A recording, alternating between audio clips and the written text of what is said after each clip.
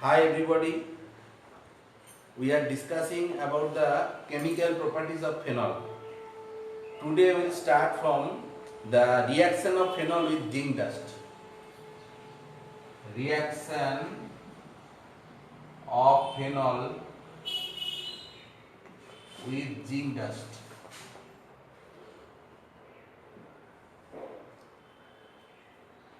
If we distill phenol by using zinc dust, then it will produce benzene and zinc oxide. So we are taking phenol plus zinc dust and we have to distill. That means we are applying heat. That will produce benzene plus zinc oxide. So in this way we can prepare benzene. Next we will discuss the acylation of phenol. Acylation of phenols. For acylation of phenol, we can use acetyl chloride. So if we take phenol plus CH3COCl, acetyl chloride, and here we have to use one base.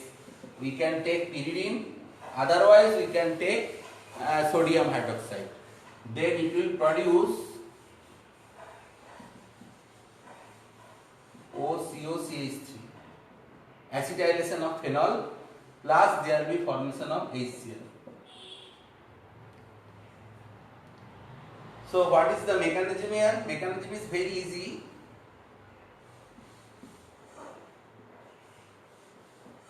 Phenol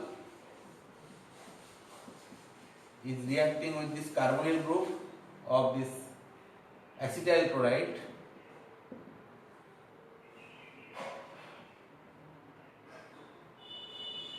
and finally there will be liberation of chlorine.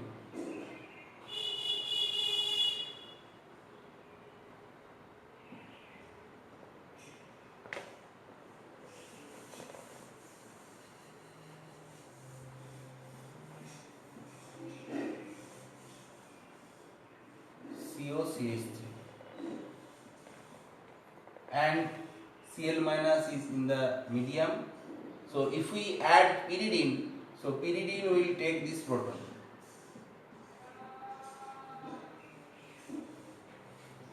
So finally we will get the acetylated product.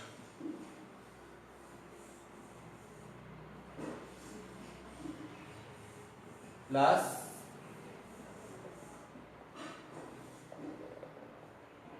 pyridinium hydrochloride, the pyridine salt. Another acetylating agent we can use, that is acetic anhydride.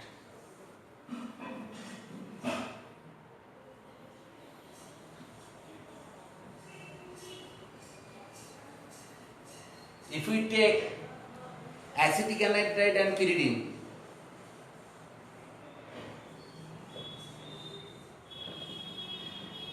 CH3CO OCOCH3 in presence of pyridine,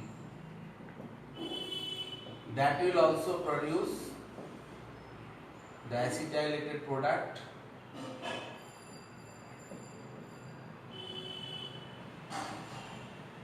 of phenol.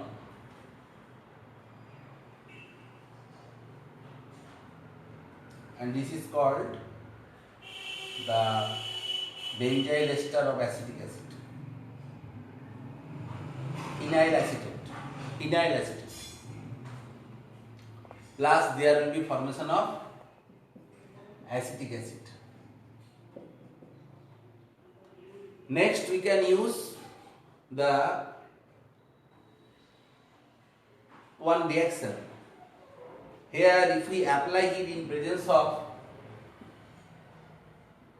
anhydrous AlCl3, that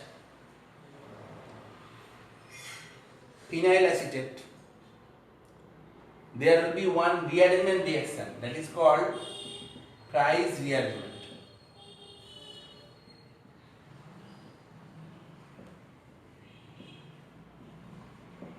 there will be two type of product. One is OHCOCH3 at the ortho position, another OHCOCH3 at the para position. So this is one type of rearrangement, and that rearrangement is called trice rearrangement. Here para isomer will be the major product. Next we will discuss the chlorination of phenol by using PCl5.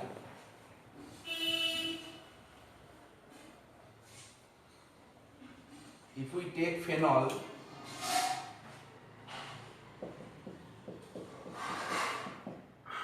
if we use the chlorinating agent as PCl5, actually the yield is low. It will again react with POCl. OH, so it will form Cl plus there will be formation of POCl3 plus HCl. Now here yield is very low. Yield low. Actually what will happen? This POCl3 again react with this phenol. So this phenol again react with this POCl3, trice phenol will react and forming P double bond O OPH, that is triphenyl phosphate.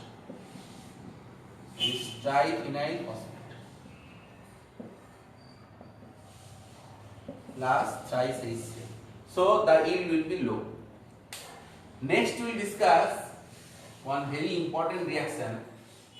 If we add neutral ferric chloride solution to phenol, there will be formation of violet color complex. Okay. So if we take 6-phenol and use neutral ferric chloride solution,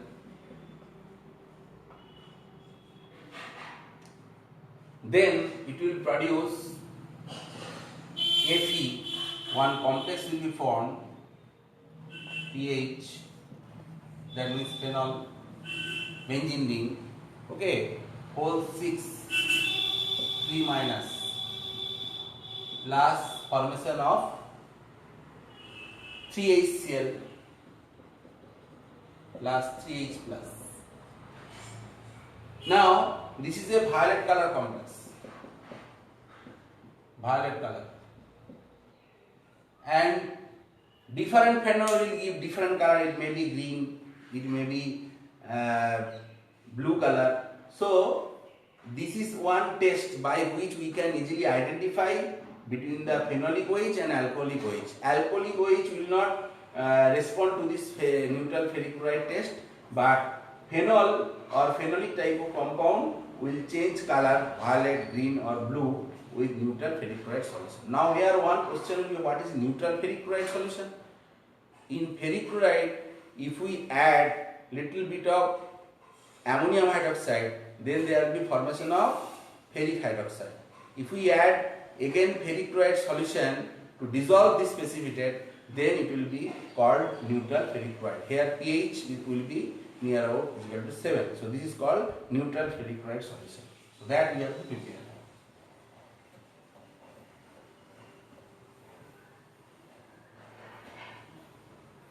Generally ferric chloride solution is acidic because on hydrolysis it will produce HCl, which is a strong acid. But ferric hydroxide is a weak base, it is insoluble. Okay, that is why nature will be solution acidic and we have to make it neutral. Next we will discuss the halogenation reaction. Halogenation reaction. First we will discuss bromination reaction. If we take phenol and if we add bromine water or aqueous bromine, or we can write bromine water like this, then it will produce a white precipitate of 2,4,6-dibromophenol. That will form white PBT plus trice HBr. So from here also we can identify phenol as it is forming white PBT. Next, if we use a non-polar solvent, bromine and non-polar solvent like carbon disulfide, bromine in carbon disulfide, then CH2, then it will temperature will be near about 293 Kelvin, then it will produce only the monohalo derivative of phenol. That means orthobromophenol plus parabromophenol. Now here one question will be asked, why in case of aqueous solution, that means more polar, there will be formation of polyhalogenated compound or polybromophenol. Okay, that is 2,4,6 dibromophenol or white precipitate is formed. But in case if we are using that a non-polar solvent like carbon disulfide, there is only one product. Actually, whenever we are using water, in presence of water, the phenol will be dissociated into phenoxide ion plus H plus. Now this phenoxide ion is highly activated. Okay, this will create negative charge on the ortho and para position of this phenol or this phenoxide ion. So as O minus is activating the benzene ring more, so definitely there will be polyhalogenation or we will get the 2,4,6 dibromophenol. But in case of carbon disulfide, as it is a non-polar solvent, whenever we are using bromine, so it is less activating. So activation is minimum. So that is why we are getting only one substituted product, that is monobromo derivative of phenol, or orthobromo and parabromo. And parabromo is the major product. That you have to understand.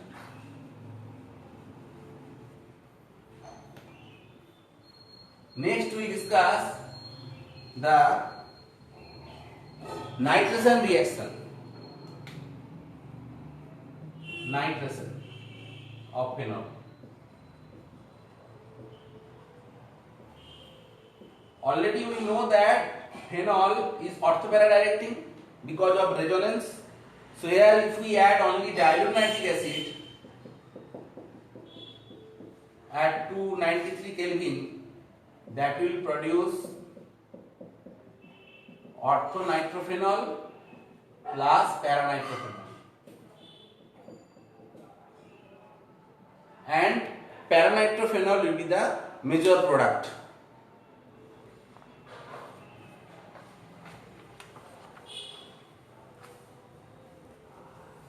But if we use concentrated nitric acid or fuming nitric acid, then what will happen? And apply heat. And if we apply heat also, then there will be formation of 2,4,6 dinitrophenol, and that is called picric acid. But yield is low. Why? Because we know that nitric acid is an oxidizing agent, so it will oxidize the product. Okay, so yield is very low. So how to prepare the picric acid, or what is the best method for preparation of picric acid? Here we have to first do the sulfonation of phenol. So we are taking the phenol and we are using concentrated sulfuric acid at 373 degree Kelvin. We apply heat.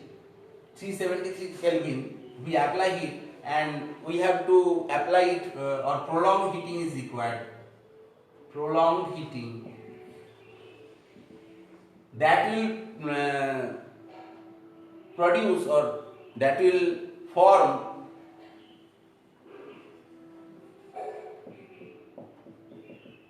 both ortho and para substituted sulfuric acid. And next, if we add concentrated nitric acid and apply heat, that will replace the sulfonic acid group and we will get trinitrophenol, 2,4,6 trinitrophenol, and this is called picric acid. So it is the best method for preparation of picric acid, that we have to remember.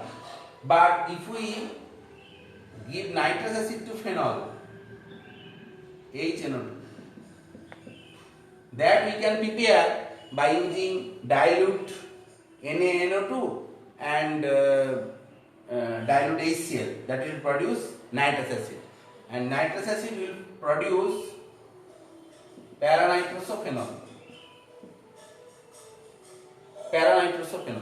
Now if we again apply the same condition, or it will oxidized by dilute nitric acid, forming the only para product. This is the major product, paranitrophenol. So in this way we can prepare the only one isomer.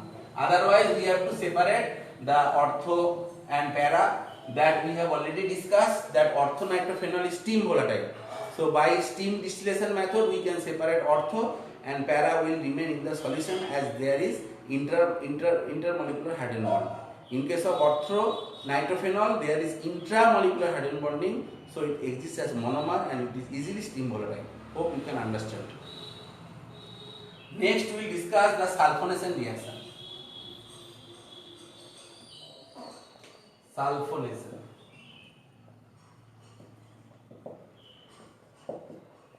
Sulfonation we have already discussed.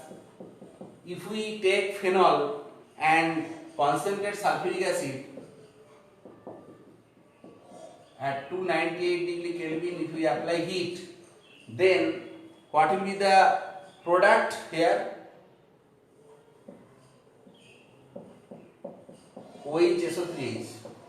Mainly the ortho will be the product, and this is called kinetically controlled product. But if we apply more heat, okay, and if we apply around 373 Kelvin, concentrate sulfuric acid and 373 Kelvin, then there will be the para product, which is thermodynamically most stable, and this is called thermodynamic control product, para sulfonic acid or SO3H.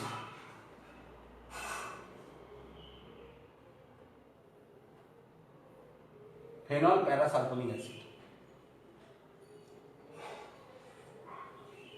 or 4-hydroxysulfonic acid.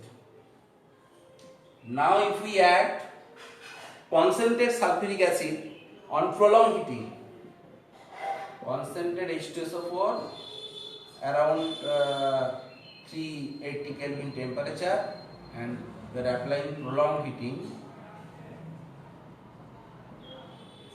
then there will be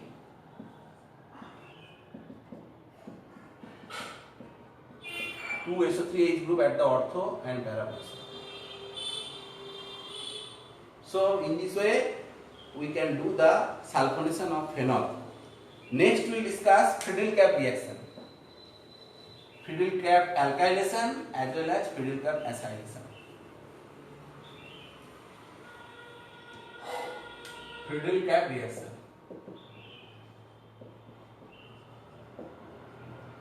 Reaction of phenol.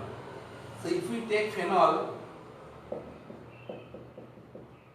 and if we take CH3Cl and anhydrous aluminum chloride, okay, then we will get the ortho and para isomer.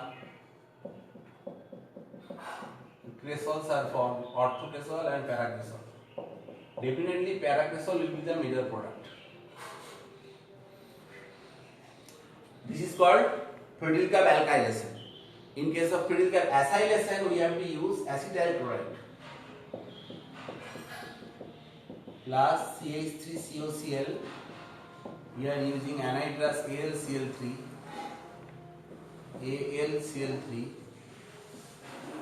that will produce keto group at the ortho position as well as the para position.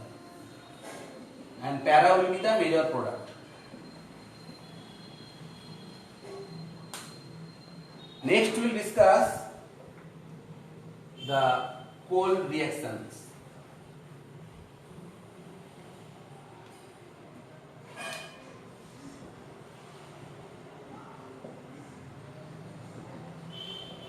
In this reaction, we have to use carbon dioxide. We can take solid carbon dioxide or we can pass carbon dioxide gas at 4 to 7 atmosphere, and temperature will be around 400 Kelvin. So by this reaction we can produce the sodium salt of salicylic acid. So we are taking the phenol plus carbon dioxide, temperature around 400 Kelvin, 4 to 7 atmospheric pressure. Then we will produce OHCO2 Na. Then if we do acidic workup, that will produce the salicylic acid. Salicylic acid. Now what is the mechanism?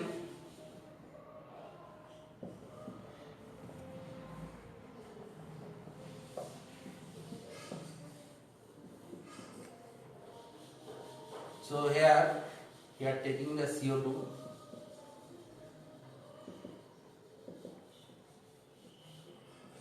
In this way it will attack the carbon dioxide at the ortho-alpha position.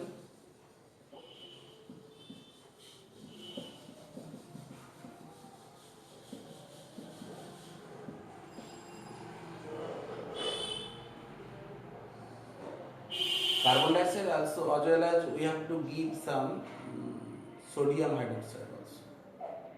First we have to give sodium hydroxide. NaOH also required.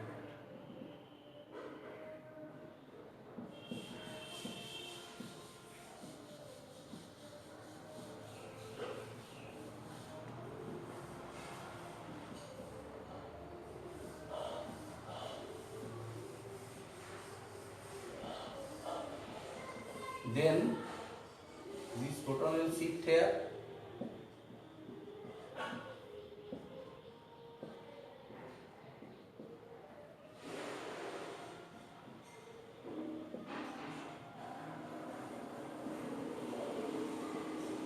And if we do acidic workup,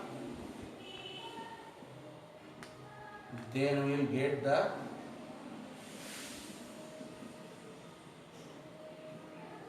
salicylic acid. Okay. Hope you can understand.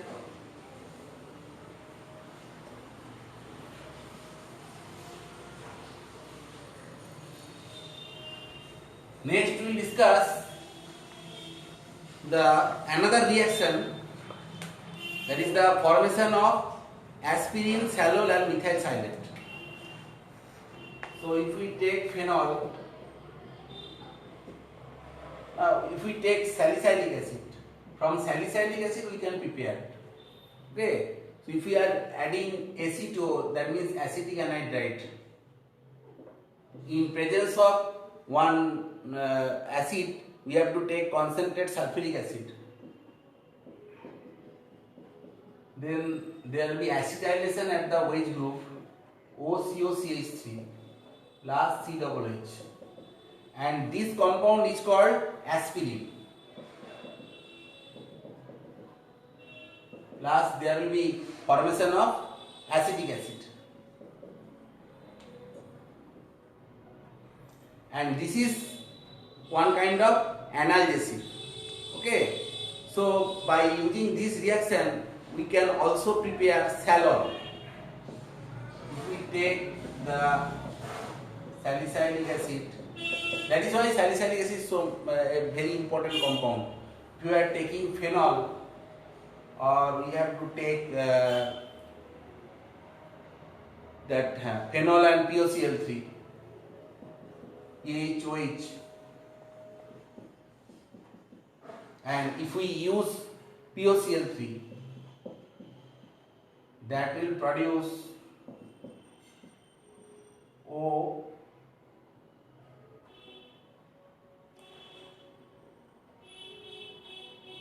H,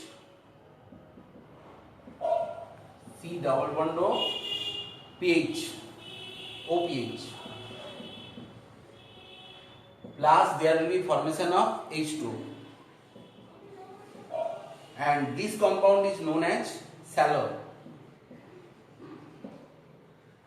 If we take this salicylic acid plus, if we add CH3OH and concentrate sulfuric acid, catalytic amount and reflux, then it will produce methyl salicylate.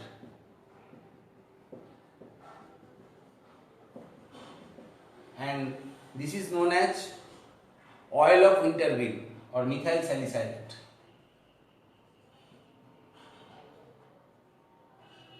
And this test is also known as oil of wintergreen test. So today up to this, next day we will discuss more chemical properties about this phenol. So please stay at home and stay safe. Thank you.